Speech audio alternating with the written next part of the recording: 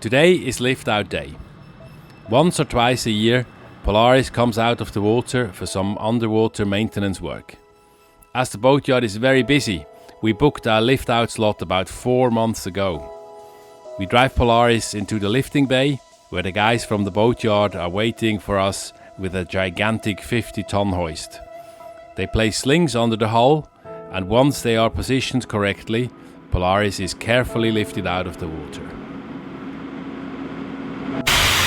First, she gets a wash down to remove all algae and slime that has started growing over the past months. We have a copper coat anti-fouling, which works very well, and a simple pressure washing does the job to clean the hull. With a clean bottom, Polaris is then driven to her temporary parking space for the next few days.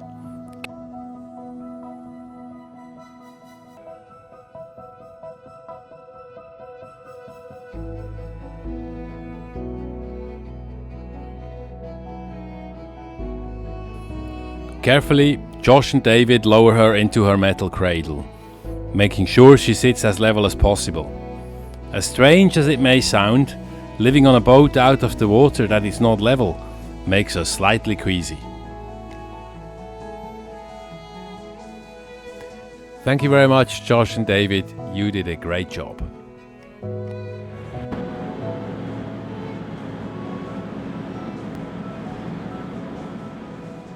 A quick survey shows that the anodes, which protect the propeller from corrosion, have completely gone. These need regular replacement and normally last for about 6 to 8 months. We also need to touch up a patch of anti-fouling where the copper coat has come off the keel. A more permanent repair for this is planned for the next winter. The anodes on the bow thruster also need replacing. In order to get on and off Polaris, we need a ladder, and to keep it from falling over, I attach it with a safety strap.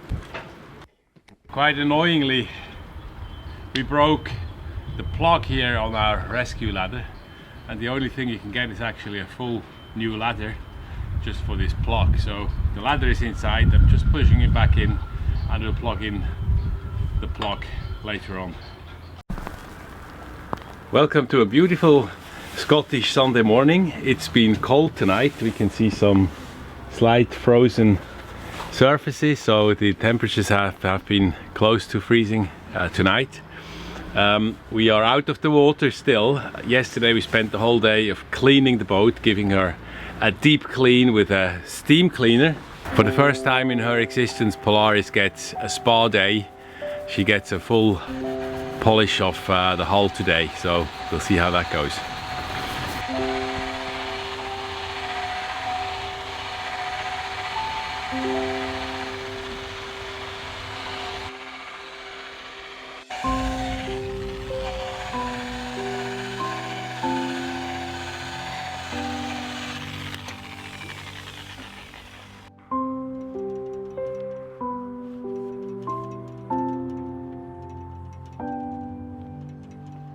Mein Bereich ist hier alles sauber zu machen.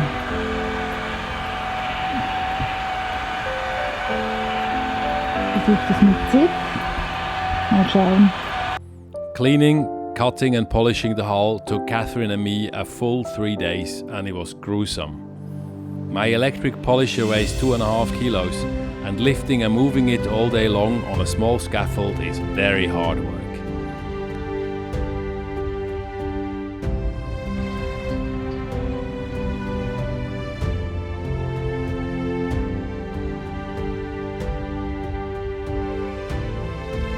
After a week of hard work, Polaris is ready to go back in the water.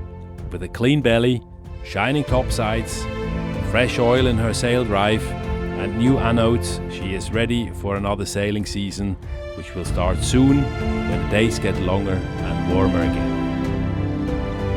If you like our videos, please subscribe, press the bell to be notified of new videos coming out, or follow us on Instagram on Sailing Polaris.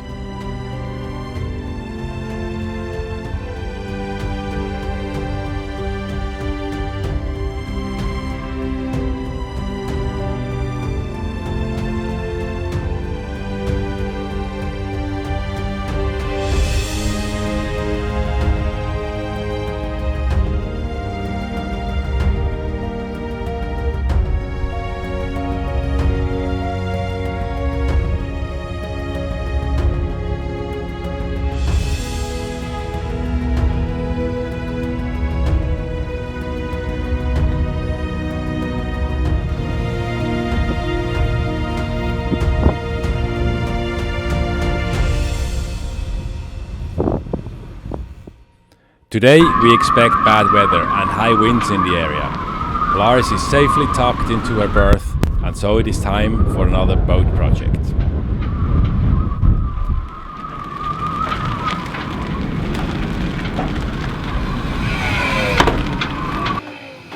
Today is a big day. We're starting our insulation project. We've ordered a batch of Armaflex insulation mat, and before we start, underneath the V-berth we take away all the panels that we can to see how it looks behind and whether more can be done there. So that's first. This is a space where we could put something in, although it looks, it's quite dry and it's pinchy, but it's dry. There's no condensation in here. So I'm just having a peek in here to see whether we can put some insulation in here and how. That's going to be a tough call, I think.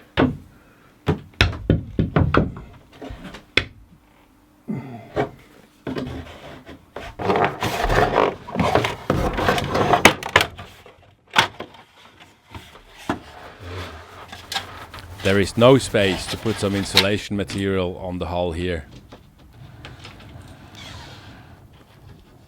So there is plain nice gel coat underneath. There's nothing to be taken away. That all looks pretty fine. And nothing to be done here. This is at the base of the mast. That's all the cables that come down from the mast. And I think there's not a lot of space.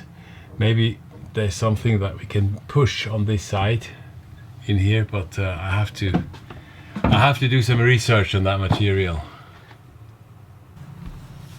If someone has an idea, please let us know in the comments. The sides here, they can't be taken away, and the one Catherine is just working on, there's no space to be done any insulation there. That's just on the bulkhead. This is our first try. We don't really know what the best technique is, so we made a template here for the first segment of the bilge here and just trying to fit it in. It looks pretty okay, I would say, if I put it in.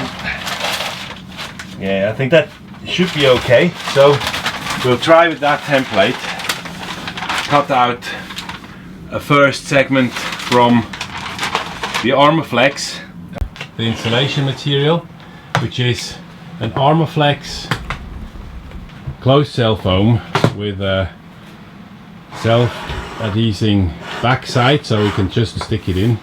After a lot of research I've done, this seems to be the easiest material to work with.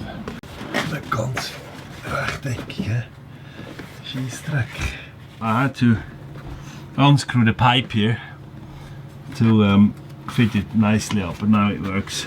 To prepare the surface, I took some Metaflux detergent citrate. It's not that greasy and dirty. Self-adhesive back, and I'm just trying. I don't know what the best technique is, so we're just trying to find out.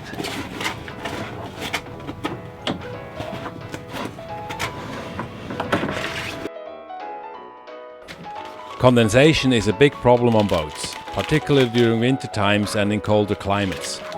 To prevent condensation and the growing of mold, we already try to increase ventilation by drilling holes into the V-berth structure and by installing computer fans in the compartments.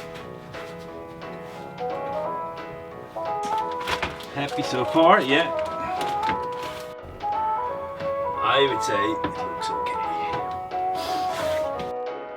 6.8 degrees measured on the tube, and on the insulation of the other side it's 12.5. There was some success, but now we try to insulate Polaris where possible. The most obvious place is in the hull under the V-berth, where we had a lot of standing condensation water accumulating. By sticking a closed cell insulation foam to the hull, We hope to stop condensation happening.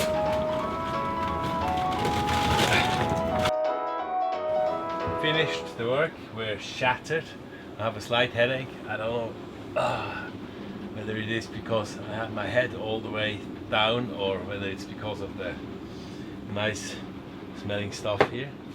We'll find out. We used almost 6 square meters of Armaflex. That's all down here now, and I think the first impression is very good. When I measured the difference between the part of the bilge that was not insulated and the other part of the bilge that was insulated, there was a temperature difference of the surfaces of 6 degrees Celsius, which is quite major. So 9 degrees or 15 degrees, that's a slight difference underneath. Looking forward for the results. This is the last part of the bilge that hasn't been isolated yet. You can see down here is the transducer, so that's for the speed lock and the depth sounder that goes through here. There's a blind plug in at the moment, so when we sail, this comes out, this goes in, and obviously there is also always a bit of water that's splashing out. So the idea is to glue in with Sikaflex this bucket here, that any water that comes out will go in here and will not fall on the insulation that is gonna come out, that's gonna go around. I hope this trick will work. We shall see. So I have already cut the hole in here so that we can have access to the transducer, and now we need to cut an appropriate hole into the insulation so that this will fit in.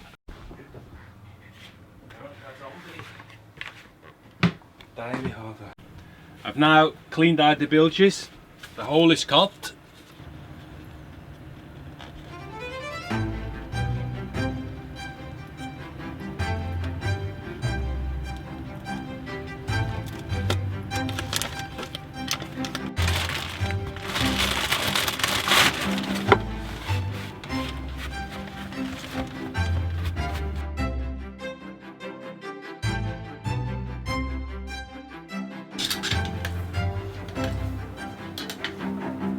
Sika 291i, nasty stuff, it sticks like hell, and I'm a pro in making a bloody mess about it. So let's try.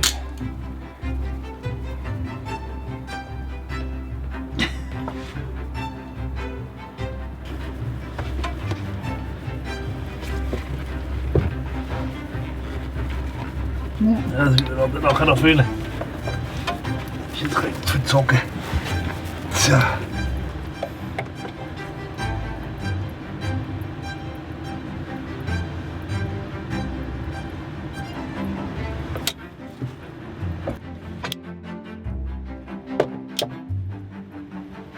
So it looks okay. We made a bead here of Sikaflex around it, so that should all be waterproof now underneath here. We have nice access to the transducer, and we hope that there's no water that's gonna spill in here. When we don't sail for longer than a week or so, we take the transducer out. The reason for it is that everything here will otherwise foul up. There's algae and some shrimp and everything that's in there, and the wheel here, the paddle wheel, will stop turning or turn slower, which gives you a wrong boat speed and wrong calculated wind and everything from that. So many people don't do that, but I would recommend to do that every time. Takes a bit of courage the first time, because obviously you're opening a hole in your boat, but it's not a big thing to do, and saves you a lot of trouble. One problem we have is still this big hole down here, which goes directly underneath the sail locker and is uninsulated, and there's a lot of cold air coming in, so defeating all our tries to, or our efforts to isolate the whole bilge. So what I've done, I've made a template in cardboard. We got to do a dry fit, and then if that fits, I'm going to cut a piece of plywood in the same shape, and we're going to close that hole and hope we solve one of the problems with that. Nope, But it doesn't look so damn bad, I would say.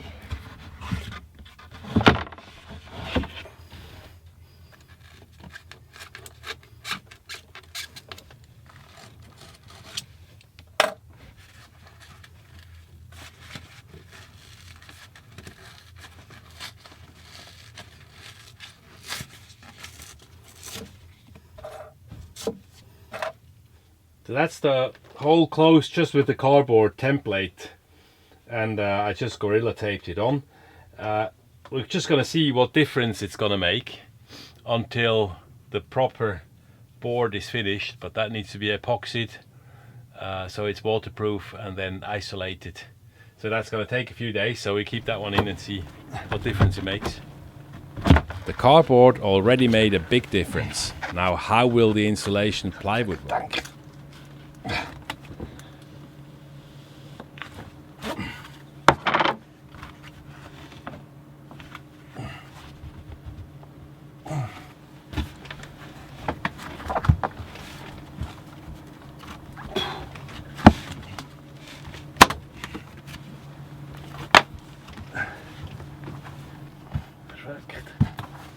Perfecto.